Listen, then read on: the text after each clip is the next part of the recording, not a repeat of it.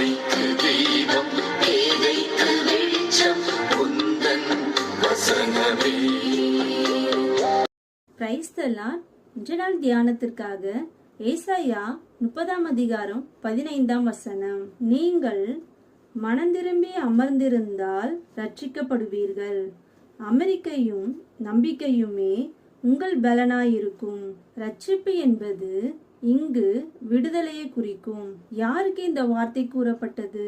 மேலே படித்து பார்த்தால், பாவத்தோட பாவத்தை கூட்டி பாவத்தை விட மனமற்று அவருடைய ஆலோசனையை கேளாமல் பரிசுத்த ஆவியானுடைய துணையை விரும்பாமல் எகிப்தின் நிழலிலே ஒதுங்கி போனவர்களுக்கு கூறப்பட்டுள்ளது.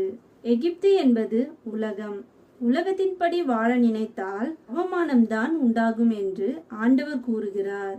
அவர்கள் மேலும் செய்தது என்னவென்றால் கர்த்தருடைய வார்த்தையை கேட்க மனதில்லை.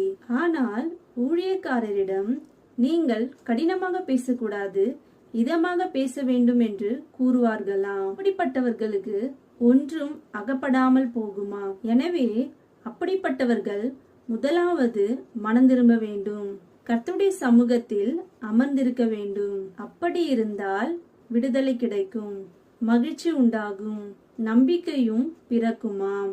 ஆமென்.